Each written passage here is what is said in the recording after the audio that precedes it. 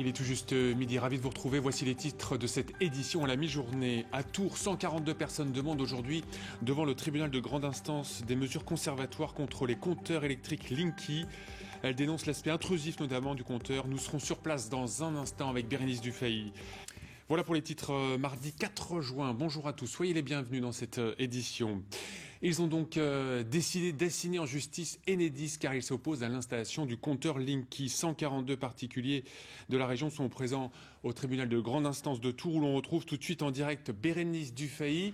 Bérénice, qu'invoquent précisément les clients d'Enedis ? Eh bien, j'ai envie de dire, Benoît, ils demandent plein de choses, vous vous en doutez bien. Ils demandent d'abord au juge d'empêcher l'entreprise Enedis de leur installer le compteur Linky de force ou par ruse. D'autres réclament ou des mesures conservatoires ou carrément le retrait de l'appareil quand il a été posé. S'ajoute à cela évidemment un volet santé. Certains plaignants sont électro-hypersensibles et ils ne veulent pas bien évidemment être exposés à des champs électromagnétiques. Et de manière plus générale, j'ai envie de dire, certains plaignants craignent pour leur santé et celle de leurs proches. C'est le cas notamment de cet habitant de Saint-Doulchard, dans le Cher. On l'écoute. Mon épouse a été atteinte d'un cancer et elle est électrosensible.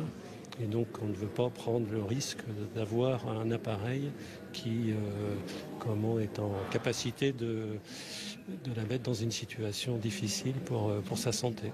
On reproche de faire un produit, le Linky, qui ne correspond pas au texte, qui utilise une technologie qui est polluante, de ne pas dépolluer le courant qui est délivré aux personnes, aux consommateurs, et de passer en force. Et du côté de la défense, on est plutôt confiant car il y a quelques mois, deux tribunaux français, celui de Toulouse et celui de Bordeaux, ont condamné Enedis à protéger les personnes malades. Alors évidemment, l'avocat chargé de défendre Enedis argumentera qu'il n'y a à ce jour aucune preuve scientifique à ce sujet. Cette audience très technique se poursuit en ce moment même au tribunal de grande instance de Tours et on s'achemine très probablement vers un délibéré.